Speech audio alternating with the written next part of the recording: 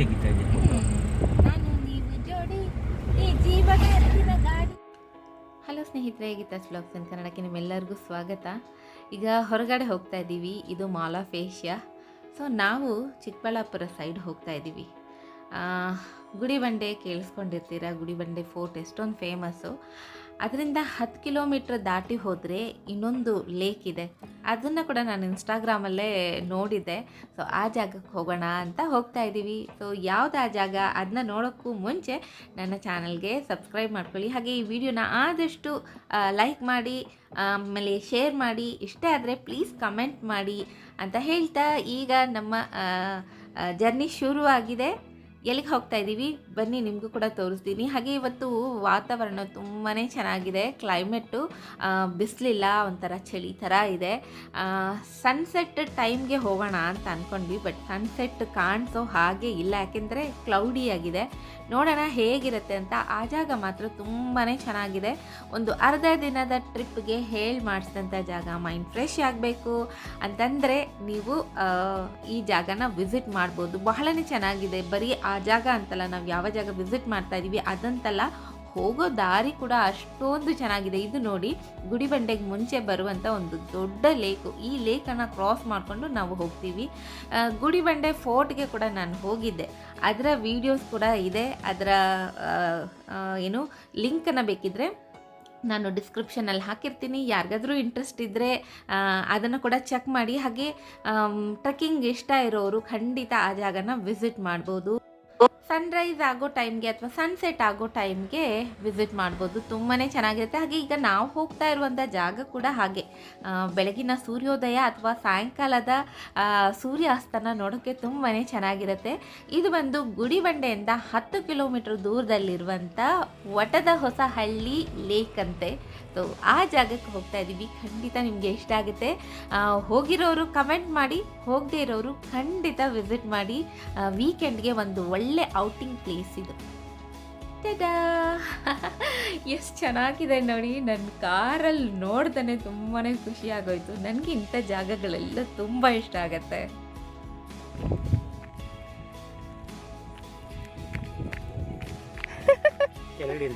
Jump ಮಾಡೋದು ಬೇಡ.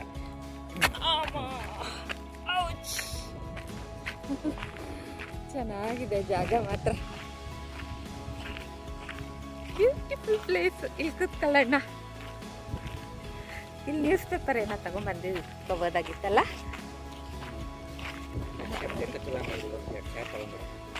ಅವರೆಲ್ಲ ಹಂಗೆ ಅಲ್ಲೊಂದು ಗ್ರೂಪ್ ಕೂತಿತ್ತು. ಹಾಗೆ ಕಾರಲ್ಲಿ ಈ ಥರ ಚೇರ್ಗಳು ಎತ್ಕೊಂಡ್ಬಂದು ಕೂತ್ಕೊಂಡಿದ್ದಾರೆ.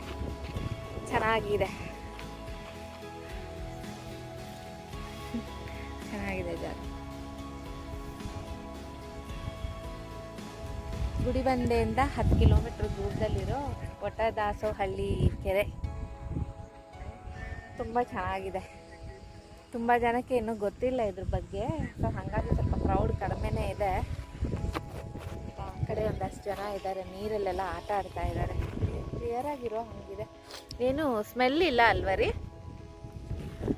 ನಾವು ಚಿಕ್ಕಬಳ್ಳಾಪುರ ಇದಕ್ಕೆ ಹೋಗಿದ್ವಲ್ಲ, ಬ್ರಿಡ್ಜ್ ಹತ್ರ, ಅದು ಎಷ್ಟು ಸ್ಮೆಲ್ ಬರ್ತಾ ಇತ್ತಲ್ವಾ. ಇದು ಬರ್ತಾ ಇದೆಯಾ ಸ್ಮೆಲ್ಲು? ಬರ್ತಾ ಇಲ್ಲ.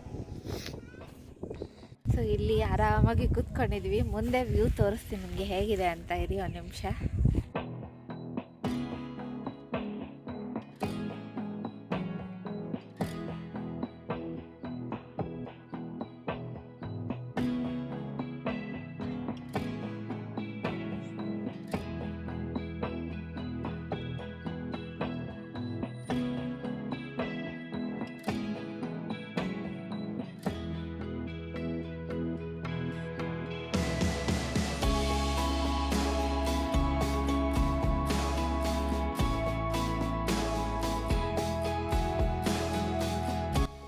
ಜಾಗಕ್ಕೆ ಬಂದು ಕಾಫಿ ಕುಡಿದ್ರೆ ಎಷ್ಟು ಚೆನ್ನಾಗಿರುತ್ತೆ. ಸೊ ಮನೆಯಿಂದ ಕಾಫಿ ಮಾಡ್ಕೊಂಡು ಬಂದಿದ್ದೆ. ಕಾಫಿ ಕುಡಿಯೋಣ.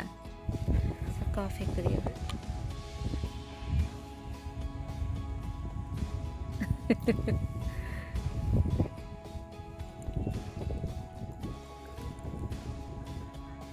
ಬಿಸಿ ಇದೆ ಅಲ್ಲ.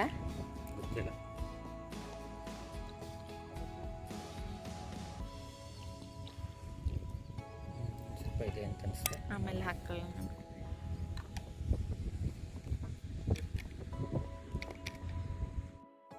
ಸೊ ನಾವು ಕಾಫಿ ಕುಡಿತಾ ಇರುವಾಗ ಮುಂದೆ ಒಂದು 7-8 ಜನ ಹುಡುಗರು youngsters mostly pre wedding shooting ಅಂದರೆ ಫೋಟೋಸ್ ವೀಡಿಯೋಸ್ ಮಾಡ್ಕೊಳ್ಳೋಕ್ಕೋಸ್ಕರ ಬಂದಿದ್ದರು. ಅವರು ನಮ್ಮನ್ನ ಅಂದರೆ ನಾವು ಕಾಫಿ ಕುಡಿತಾ ಇರೋದನ್ನ ನೋಡ್ಬಿಟ್ಟು, ನೋಡು ಎಷ್ಟು ಚೆನ್ನಾಗಿ ಕಾಫಿ ಮಾಡ್ಕೊಂಡು ಬಂದು ಇಂಥ ಜಾಗದಲ್ಲಿ ಕೂತ್ಕೊಂಡು ಕುಡಿತಾ ಇದ್ದಾರೆ, ಎಷ್ಟು ಚೆನ್ನಾಗಿರುತ್ತೆ ಅಲ್ವಾ ಅಂತ ಹೇಳ್ತಾ ಇದ್ರು. ನನಗೆ ನಗು ಬರ್ತಾ ಇತ್ತು. ಒಂಥರ ಚೆನ್ನಾಗಿರುತ್ತೆ, ಆ್ಯಕ್ಚುಲಿ ಚೆನ್ನಾಗಿರುತ್ತೆ. ಇಲ್ಲೇನು ಹೋಟೆಲ್ಸು ಸಣ್ಣ ಸಣ್ಣ ಅಂಗಡಿಗಳೆಲ್ಲ ಏನೂ ಇಲ್ಲ. ಕೆಲವರಂತೂ ಅಡುಗೆ ಮಾಡ್ಕೊಂಡು ಬಂದು ಒಂದು ದೊಡ್ಡ ಗುಂಪು ಬಂದಿತ್ತು, ಒಂದು 10-15 ಜನ ಇದ್ದರು. ಅವರು ಅಡುಗೆ ಮಾಡ್ಕೊಂಡು ಬಂದು ಇಲ್ಲಿ ಊಟ ಮಾಡ್ತಾಯಿದ್ರು. ಒಂಥರ ಚೆನ್ನಾಗಿರುತ್ತೆ. ಸೊ ಒಂದು ದಿನದ ಟ್ರಿಪ್ಪಿಗೆ ಹೇಳಿ ಮಾಡಿಸಿದಂಥ ಜಾಗ, ಅಡುಗೆ ಕೂಡ ಮಾಡ್ಕೊಂಡು ಬಂದು ಇಲ್ಲಿ ಕೂತ್ಕೊಂಡು ಊಟ ಮಾಡಿ ಆಮೇಲೆ ನೀರಲ್ಲಿ ಆಟ ಆಡಿಕೊಂಡು ವಾಪಸ್ ಹೋಗ್ಬೋದು. ಎಷ್ಟೊಂದು ಜಾಗಗಳಿದೆ ನಮ್ಮ ಬ್ಯಾಂಗ್ಳೂರಲ್ಲಿ ಅಕ್ಕಪಕ್ಕ ಅಲ್ವಾ. ಸೊ ನೋಡೋಣ ಇನ್ನೂ ಯಾವ್ಯಾವ ಜಾಗನ ವಿಸಿಟ್ ಮಾಡೋಕ್ಕಾಗುತ್ತೆ ಅದನ್ನೆಲ್ಲ ನಿಮ್ಮ ಜೊತೆ ಶೇರ್ ಮಾಡ್ಕೊಳ್ತೀನಿ. ನನಗಂತೂ ತುಂಬಾ ಇಷ್ಟ ಆಯಿತು ಈ ಜಾಗ.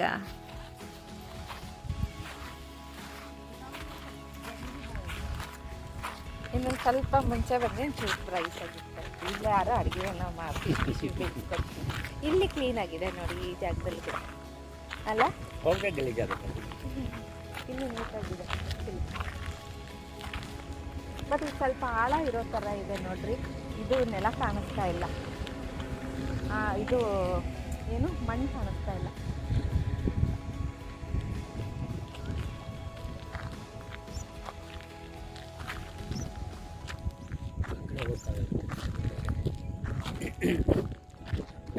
ಅಲ್ಲಿಂದ ಇಳಿದು ಹೋಗ್ಬೋದೇ ಆಗಲ್ವಾ?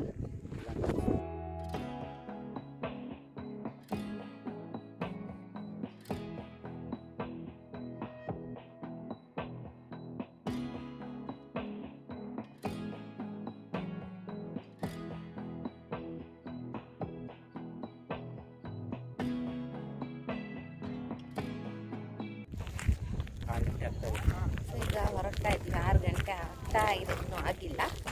ಸನ್ಸೆಟ್ ಕಾಣಿಸಿಲ್ಲ, ಏಕೆಂದರೆ ಕ್ಲೌಡಿ ಆಗಿದೆ, ಮಳೆನೂ ಬರ್ತಾ ಇಲ್ಲ.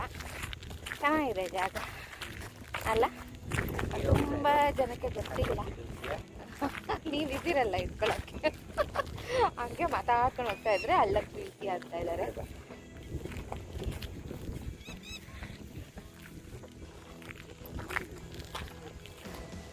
ನಮ್ಮ ಕಾರ್ ಇಲ್ಲೇ ನಿಂತಿದೆ, ಒಳಗಡೆವರೆಗೂ ಬರ್ಬೋದು.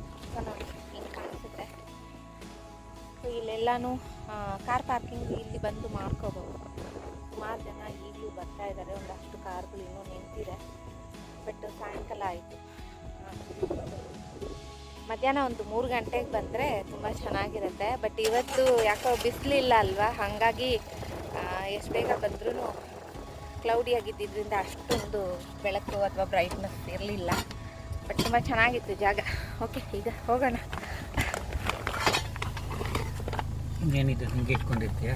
ಅದು ನಿಂದೆ ಇರಬೇಕು. ಸೊ ಹೋಗೋಣ ಬನ್ನಿ. ಸೊ ನೀವೆಲ್ಲ ಯಾರಾದರೂ ಬರೋರಿದ್ರೆ ಖಂಡಿತ ಬನ್ನಿ. ಒಂದು 3 ಗಂಟೆ ಹಂಗೆ ಬನ್ನಿ. ಬೆಂಗಳೂರಿಂದ ಒಂದು 1-2 ಅವರ್ಸ್ ಜರ್ನಿ. ಚೆನ್ನಾಗಿದೆ, ರಸ್ತೆ ಕೂಡ ಚೆನ್ನಾಗಿದೆ, ಕಾಣಿಸುತ್ತೆ ನಿಮಗಿದು. ಸೊ ಒಳಗಡೆವರೆಗೂ ಬರ್ಬೋದು. ಕಾರ್ ಪಾರ್ಕಿಂಗು ಜಾಗ ಸುಮಾರಾಗಿದೆ, ಆರಾಮಾಗಿ ಬರ್ಬೋದು.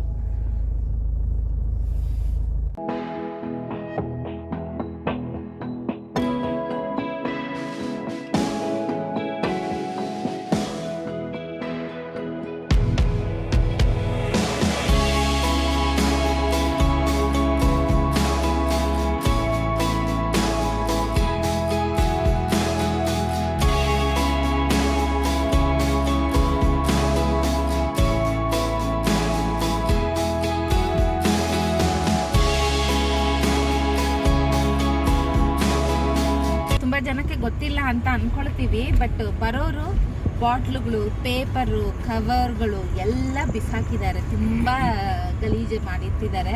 ಇನ್ನು ತುಂಬ ಜನಕ್ಕೆ ಗೊತ್ತಾಗ್ಬಿಟ್ರೆ ಫುಲ್ ಕಸನೇ ಇರುತ್ತೆ ಅಂತ ಅನಿಸುತ್ತೆ. ಏನಾದರೂ ತಗೊಂಬಂದ್ರೆ ಅದನ್ನ ಹಾಗೆ ವಾಪಸ್ ತೊಗೊಂಡೋಗಿ ಎಲ್ಲಾದರೂ ಕಸದ ಬುಟ್ಟಿಗೆ ಹಾಕ್ಬೋದು. ಇದೇ ಇಲ್ಲ ಜನಕ್ಕೆ ಏನು ಮಾಡೋದು. ಸೊ ಇಂಥ ಜಾಗಗಳನ್ನ ಗಲೀಜು ಮಾಡೋದ್ರಲ್ಲೇ ಅವ್ರಿಗೆ ತೃಪ್ತಿ ಅಂತ ಅನಿಸುತ್ತೆ ಅಲ್ವರಿ. ಇಲ್ಲಿ ಆವಾಗಲೇ ಒಂದಷ್ಟು ಜನ ಇಲ್ಲಿ ನಿಲ್ಸ್ಕೊಂಡಿದ್ರು, ಕಾರು ನಿಲ್ಸ್ಕೊಂಡು ಅಲ್ಲಿ ಚೇರ್ ಹಾಕೊಂಡು ಕೂತ್ಕೊಂಡಿದ್ರು. ತುಂಬ ಚೆನ್ನಾಗಿದೆ ಜಾಗಗಳು. ಬಂದವರು ಗಲೀಜು ಮಾಡಿದೆ ಆ ಜಾಗದಲ್ಲಿ ಏನಿದೆ ವ್ಯೂ ಅದನ್ನು ಎಂಜಾಯ್ ಮಾಡಿಕೊಂಡು ಹೋಗಿ, ಅದು ಬಿಟ್ಬಿಟ್ಟು ಗಲೀಜು ಮಾಡಿಬಿಟ್ಟು ಹೋಗಬೇಕು. ಸೊ ಒಂದು ಒಳ್ಳೆ ದಿನನ ಕಳೆದ್ವಿ ಅಂತ ಅನ್ನಿಸ್ತು. ಹಾಗೆ ಲೆಫ್ಟ್ ಸೈಡಲ್ಲಿ ಬೆಟ್ಟ ಕಾಣಿಸ್ತಾ ಇದೆಯಲ್ಲ, ಅದೇ ಗುಡಿಬಂಡೆ ಫೋರ್ಟ್. ಆ ಬೆಟ್ಟದ ಮೇಲೆ ಫೋರ್ಟ್ ಇದೆ. ಅಲ್ಲಿಂದ ನಿಂತ್ಕೊಂಡು ನೀವು ಈ ಗುಡಿಬಂಡೆ ಊರನ್ನು ನೋಡ್ಬೋದು. ತುಂಬ ಚೆನ್ನಾಗಿ ಕಾಣಿಸುತ್ತೆ. ಈ ಗುಡಿಬಂಡೆ ಫೋರ್ಟ್ ಟ್ರೆಕ್ಕಿಂಗ್ ಒಂಥರ ಡಿಫ್ರೆಂಟಾಗಿರುತ್ತೆ. ಸ್ಟೆಪ್ಸ್ ಇದೆಲ್ಲ ಅದು ನಿಮಗೆ ತುಂಬ ಕನ್ಫ್ಯೂಸ್ ಕೂಡ ಮಾಡುತ್ತೆ. ಬಟ್ ತುಂಬಾ ಚೆನ್ನಾಗಿದೆ. ಇಂಟ್ರೆಸ್ಟ್ ಇರೋರು ಖಂಡಿತ ಟ್ರೆಕ್ಕಿಂಗ್ಗೆ ಬರೋರು ಈ ಜಾಗಕ್ಕೆ ಬರ್ಬೋದು. ಹಾಗೆ ಈ ಊರಲ್ಲಿ ಏನೋ ವಿಶೇಷ ಅಂತ ಅನಿಸುತ್ತೆ. ಫುಲ್ಲು ಸೀರಿಯಲ್ ಲೈಟ್ಸ್ ಹಾಕಿದ್ರು.